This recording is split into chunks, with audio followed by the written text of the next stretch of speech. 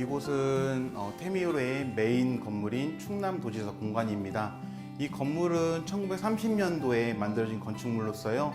그 당시 건축의 형태나 재료가 온전하게 남아 있어서 현재는 대전시 문화재 자료 제49호로 남아 있습니다. 이곳 충남도 공관은요, 충남도청이 1932년도에 공주에서 대전으로 이전을 하면서 함께 조성이 되었습니다.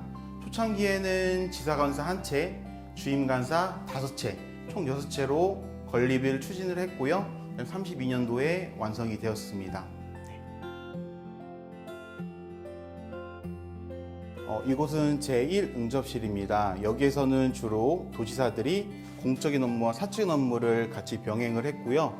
또 일제강점기에 지어졌지만 이 응접실이란 것은 서양 건축에 있는 특징 중 하나입니다. 그렇기 때문에 이곳은 동양과 서양 그리고 한국의 특징의 요소를 다 담은 것이 특징입니다. 네. 그리고 지금은 바닥은 볼 수가 없지만 예전에는 일본 나무 토막을 짜맞춰서 끼워 맞춰서 하는 그런 형식인 요새기, 목공의 기법이 사용이 되었고요. 그 다음에 또 한 가지 서양 건축의 특징 하나인 이런 페치카, 벽난로가 있습니다. 네. 충남 도지사들의 공간이었기 때문에 이 관사촌에 조성된 계기와 미 군정기부터 2012년 현재 최근까지의 이제 충남 도지사들의 모습과 그 다음에 도정의 모습을 보실 수가 있습니다. 네. 그리고 또 한 가지 특징으로는 이런 원형창이 예전 기존 그 모습대로 유지되어 있다는 게 특징이고요. 그 다음에 이렇게 수직으로 하는 직선하는 이런 풍경을 볼 수 있는 것이 또 특징입니다. 네, 이 응접실은 이제 도지사들이 서재로 많이 사용했던 공간이고요. 여기에서는 이쪽 복도하고 연결되어 있고, 복도가 엔가와라고 해서 우리나라 건축을 하면 텐마루라고 볼 수가 있습니다. 네, 그래서 이쪽 남쪽으로 해서 정원을 볼 수가 있고요. 또 이곳에서는 저희가 이렇게 일제강점기 당시에 이 관사 도면을 전시를 해놔서 이곳이 어떤 곳인지 관람객들께 설명을 하고 있습니다.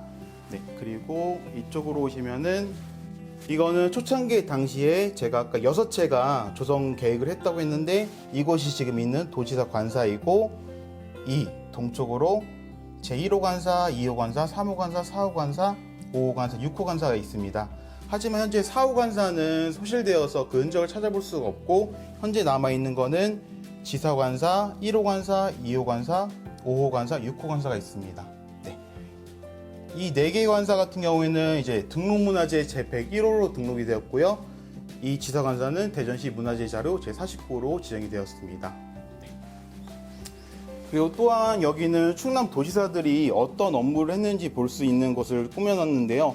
먼저 제14대 민유동 충남도지사가 이제 주민등록증을 발급에 대한 그런 담화문을 발표한 내용도 볼 수가 있고요. 지금의 이제 주민등록증이 나오기 전에 이제 도민증이 있었고, 과거에는 호패가 있었고 해서 신분증의 역사도 같이 볼 수가 있습니다. 그리고 또한 충남 지역은 당시 이제 농업을 많이 했기 때문에 이런 도지사들이 이제 농업에 대한 폭우로 피해를 입었는데 좀 이런 것을 조금 잘 이겨내보자, 이러한 문서도 같이 보실 수가 있습니다. 이곳은 이제 복도 공간입니다. 이 복도 공간으로 해서 당시 건축 특징은 이 실이 각각 구분이 되어 있었다는 부분이고요.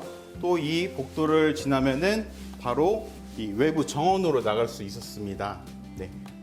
그다음에 이쪽으로 와보시면은 여기는 내실인데요. 주로 지금은 이제 그 모습을 찾아볼 수 없지만 이곳이 다다미 방이었습니다. 그래서 양쪽에 문이 있고 협실과 그 다음에 가족들이 생활하는 공간이 있어서 이 공간이 객실로 사용되었고요. 지금 현재는 테미오레의 이제 과거와 현재 모습을 볼 수 있는 공간으로 조성을 해놨습니다. 네. 이곳의 위치는, 구조나 위치는 2층으로 올라가시면은 좀 어느 정도 파악은 하실 수가 있을 것 같습니다. 다음으로 이곳은 이제 온돌방인데요. 특이한 점은 다른 방은 다다미가 깔렸었는데 이곳은 온돌방이 깔렸던 점입니다. 이 온돌방을 깔았다는 것은 이제 우리나라의 기후에 맞게 겨울철에 그 일본인들이 그런 기후에 적응하기 위해서 이런 온돌을 사용했던 걸 볼 수가 있고요. 또 온돌 옆에는 부엌이 있고 욕실이 있습니다. 그렇게 해서 이렇게 연결이 되어 있던 게 특징이고요. 다음으로 이곳은 차노마 공간입니다. 쉽게 말하면은 도지사 가족들이 식사를 했던 공간이고 차를 마셨던 그런 공간입니다. 네, 그래서 이렇게 또 당시 정원을 이렇게 볼 수 있게 배치를 해놨고요. 또 이쪽에는 식기장이 있습니다. 그래서 이것도 옛날 모습은 아니지만 조금 식기장을 좀 표현을 재구성해서 좀 관람객들이 느끼실 수 있으면 좋을 것 같습니다. 네. 이곳은 이제 부엌입니다. 부엌은 이제 주로 치사를 했던 그런 곳이고요. 또 부엌 옆에는 바로 욕실이 있었습니다. 이곳이 이제 도면인데요. 먼저 지금 계신 곳이 바로 이쪽입니다. 욕실 한번 들어와 보시면은 이쪽 지금 공간에 이렇게 가마솥 불을 끓였던 그런 공간이 있고요. 그다음에 이쪽으로 와보시면은 이곳이 지금은 주방이지만 옛날에는 탈의실로 사용이 되었습니다. 그리고 여기는 지금 보조 주방으로 사용되고 있지만요. 초창기 당시에는 이쪽 흙이 깔려 있는 토방이 있어가지고 또 밖으로 바로 나갈 수 있었습니다. 다음으로 이쪽이 화장실 공간이었는데요.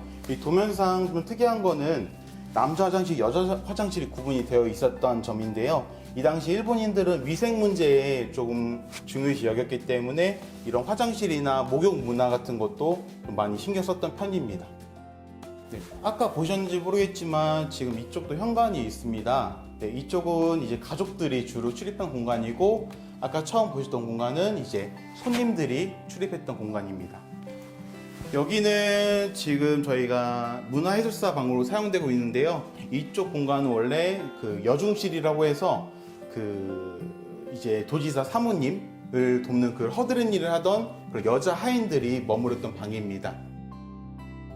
이곳은 저희가 도면상으로 전화가 있었다는 위치를 발견을 해서 이 당시에 1900년도에 유행했던 켈로그사의 이런 전화기를 비치해놔서 관람객들이 옛날에 어떻게 사용했는지 볼 수 있는 공간으로 구성을 해놨고요. 이곳은 서생실입니다. 아까 보신 여중실이 있다면 이건 서생실인데 서생실은 남자 하인들입니다. 그렇기 때문에 도지사들을 보필을 하기 위해서 주로 만들었던 거처 공간입니다.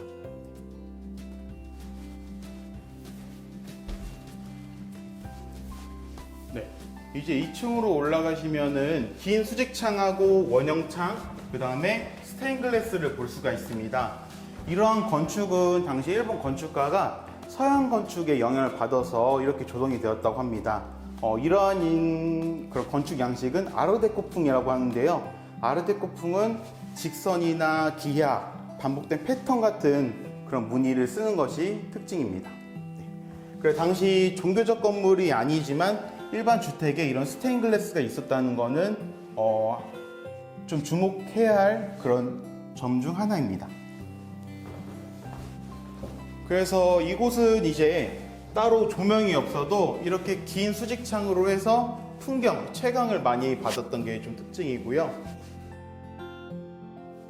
이제 2층으로 올랐습니다. 2층은 객실로 사용되었는데요. 아까 보셨던 1층이 이러한 구조라고 생각을 하시면 좋을 것 같습니다. 그래서 원래는 이렇게 후스마라고 해서 양쪽에 문이 있어가지고요.